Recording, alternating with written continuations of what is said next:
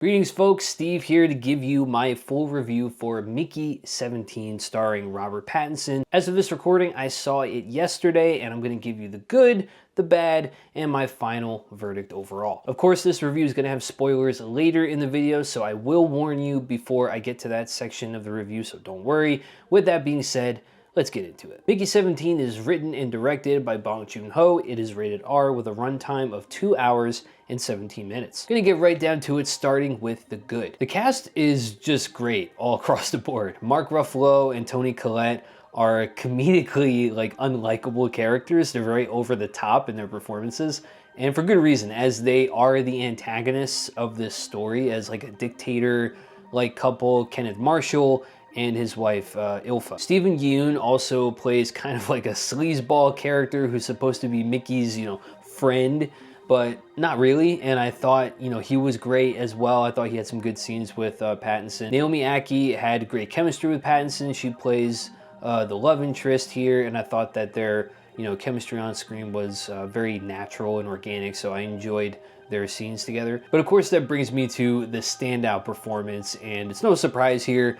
Robert Pattinson, who's playing two characters, Mickey 17 and Mickey 18. To me, it just looked like he was having such a fun time with this role and playing with the duality of these characters. I thought his performance was just fantastic. They're the same person, but they have very different personalities. Mickey 17 is our central protagonist, and he's the one that we spend the most time with, and he's a very charming and endearing character. He's very goofy, very bumbling. He's got a squeaky New York accent, so I thought Pattinson's playfulness with accents in a lot of his roles, he definitely dials that up a bit here, and I feel like that's what made his character so endearing and enjoyable, was just his accent in this. He's a very nice guy. He's kind of a pushover. He gets into some trouble with some loan sharks with his pal Timo, played by Yoon, so he signs up to escape Earth with Timo to lose the loan sharks, essentially, because why would they look for them on a spaceship that's millions of light years away, And this ship that they're on is a space expedition to colonize a new planet called Niflheim. Mickey signs up to become an expendable, in which he is used as a guinea pig by the ship's scientists to test out a lot of dangerous experiments before going to this planet. He dies over and over, but he gets a new body reprinted upon his death with his memories uploaded to that printed body, so that there's no gaps in his memory. And like I said, Pattinson just did a spectacular job making these characters feel very different in both their voice and their mannerisms. Mickey 18 is obviously the very opposite of 17, where he's much more of an asshole. He's almost cunning and psychotic. His voice is a little bit different. He's essentially a Mr. Hyde type of character in that regard. I just thought, Mickey's arc from the start of the film to the end was very transformational and endearing, and he comes into his own as a character by the end. So I really appreciated that. I also really admire the way that Bong Joon-ho directs. He has a very unique way of directing his films. It definitely feels like he's the type of director that will, set the scene very much beforehand, before the cameras even start rolling. He'll set the scene the way that he envisions it, where the framing is right, the lighting is right, the set dressing is exactly how he wants it to be, and then the actors come in and he just lets them play, just lets them explore these characters, do whatever they want with them in, within that framework. And he's very much hands-off. He doesn't like to mess with the actor realm. He very much just lets them approach these characters how they would want, and I felt that through all of these performances, really. And I just thought that's why this film works as well as it does, because these performances were done so well, and some of them rather over the top, like Mark Ruffalo's character, because he just wants them to explore these characters and just have fun doing it, and I could sense that all throughout the film. And I think in terms of the writing, Joon-ho, for the most part, did really well with tackling topics like the ethics of cloning and the themes of environmentalism and colonialism, while a bit heavy-handed. There's a flashback scene involving one of the pioneers of cloning in the film, who was secretly a serial killer, and in order to get away with his crimes, he would make copies of himself to essentially create an alibi so that it wouldn't appear that he committed these acts. But it eventually kind of didn't work out so well for him. He was eventually caught and arrested, but then these types of questions started to arise, like, well, if he was also here doing this thing and he was also here killing this person, does that really make him a murderer because another version of him wasn't committing these horrible acts? So do we arrest the one who actually committed the murders, or do we arrest both of them because they're essentially the same person? And also, like, if he was arrested and convicted, do the two of them share a cell? Do they each get their own cell? Do their portions for food get cut? Like, questions like that were brought up in this sequence, and that to me was rather smart, because I feel we would ask those types of questions in real life if cloning was ever as advanced as it is in this film, which Mickey 17 also kind of finds himself in that type of predicament. I also think the humor, when it did come about, worked for me, and I felt it was much stronger in the first half than in the second half, and I'll get to that in a little bit, especially with the scientist characters, as they just looked very incompetent with how they would handle Mickey during these like guinea pig experiments and reprinting his body.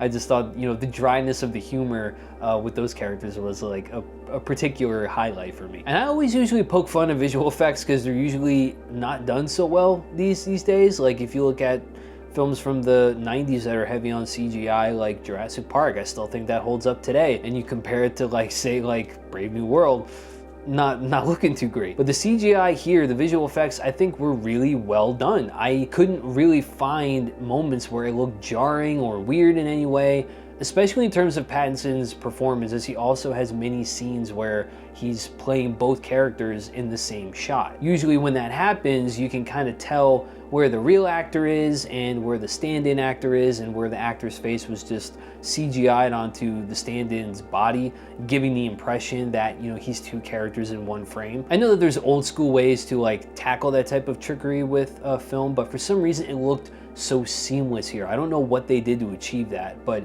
it really looked like Pattinson had like a twin that no one knew about that was hired to play the other Mickey in the movie. And I just couldn't really tell which one was the real actor and which one was the stand-in. However they pulled it off, it just was so seamless, so I was pleasantly surprised to see that the visual effects were really up to par. Now, the film is by no means perfect, so let's get into the bad. Now, despite the script being, you know, for the most part smartly written by Joon-ho, it does tend to have moments where it will introduce a concept in the story and then it just never kind of visits it again. It kind of just sweeps it under the rug. There's a slight moment in the story where a love triangle, or rather like a love square, I guess you could call it, kind of gets introduced between Mickey 17, his girlfriend Nasha, played by, you know, Naomi Ackie, and Mickey 18, and another female character who just kind of disappears until the end for some reason. It's just never revisited again in any way outside of that one scene where essentially that character is like, hey, why don't you take this Mickey and I'll have the other Mickey. It's brought up and then just kind of forgotten for the rest of the film. Now, since this story is the audience's first foray into, you know, this world, there is quite a lot of exposition and narration being done to get us up to speed. And I think I tolerated this as much as I did because of Pattinson's voiceover, as he is narrating the story. It's like a first-person narration, so I think with his cadence, it made those scenes a little better to deal with, but there's a good amount of it in the film. So if you're not a huge fan of like all that exposition dump where it's just kind of just spewing words at you up on the screen, just be mindful of that. It might, you know, make you kind of roll your eyes a little bit. You might be a little bit bored, or maybe not. It might seem natural to you, but to me, I kind of noticed it a little bit. Also, the tackling of those themes of colonialism and environmentalism, they're very heavy-handed here. You know what the movie is trying to say through its imagery, but it doesn't really stop there. Character Nasha even has a short monologue where she's like essentially yelling at the camera as to like why these things are bad. So it's essentially driving that message down your throat a second time through dialogue. It kind of falls under that show don't tell approach. It was just a little redundant to me. Okay, at this point I will be delving into spoilers for the second half, so this is going to be your spoiler warning. I'm just kind of going over my thoughts on the second half of the film, what I thought about it, and so if you want those story moments preserved for you, then I suggest going to my final verdict section of the review. Like I always kind of say, the timestamps are down below, of course, so if you want to skip that portion, you're more than welcome to. If you want to stick around, you're not a stickler for spoilers, by all means, welcome. So I think the second half becomes a little uneven in terms of the tone. The first half to me was very witty and it moved at a very quick pace, and I found it to be a little more enjoyable and engaging compared to the second half. But I still, you know, overall enjoyed the film as a whole. I just want to, clarify that. The humor that's included gets thrown into the more serious moments that happen in this part of the film, and it kind of clashes with those more dramatic moments a little bit. It kind of just made them feel a little less impactful. The story turns to where the inhabitants of the ship, in preparation for colonizing Niflheim, find these beings native to that planet, and they dub them creepers. They look like a cross between maybe an elephant and like a giant caterpillar, if that makes any sense. Mickey 17 thinks he's going to get eaten by these things after falling through the ice and kind of like hurting himself. So he thinks they're just gonna chow down on him, but turns out no, he actually gets rescued by these beings. And that leads to the whole multiples situation, because Mickey was expected to die there, so they printed out Mickey 18. Now, Kenneth Marshall was played by Mark Ruffalo, like the leader of this whole expedition. He had a big piece of rock from the planet that was brought onto the ship as a way to commemorate colonizing the planet. They were gonna like carve their names in like this black diamond that was inside of it. As they open it, these creepers crawled out, so the whole crowd kind of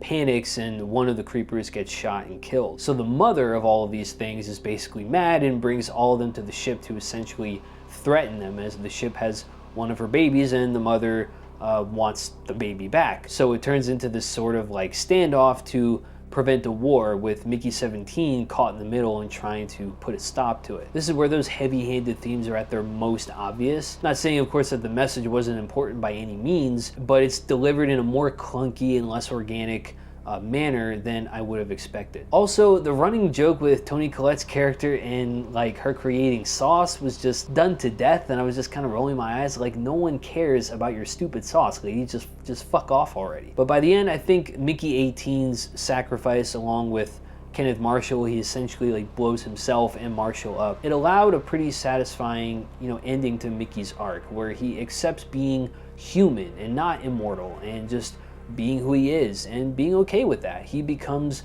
Mickey Barnes, not Mickey 17. In conclusion, I'm going to give Mickey 17 a score of 4 out of 5. Bong Joon-ho returns after a 5-year absence to bring a refreshing sci-fi film with dark comedy elements, with great performances from all of our main cast, but Pattinson is easily the scene stealer with his dual role as main character Mickey Barnes. Joon-ho's direction and the freedom he gives to his stars is so fun to watch unfold. The visual effects I thought were great and not jarring in the slightest, but the humor tends to conflict with the tone more in the second half, with the more serious themes presented on screen, as well as those themes being shown in a more clunky way through cinematography as well as dialogue, making the delivery of that message rather redundant. Now I want to know what you guys thought of Mickey 17. Did you enjoy it at all? What's your favorite work from Bong Joon-ho? Let me know your thoughts down below, and if you liked the video, be sure to hit that thumbs up button. I would greatly appreciate it. Make sure you sub to the channel if you're feeling so inclined, and if you're feeling adventurous, why not tick that notification bell so you can always be notified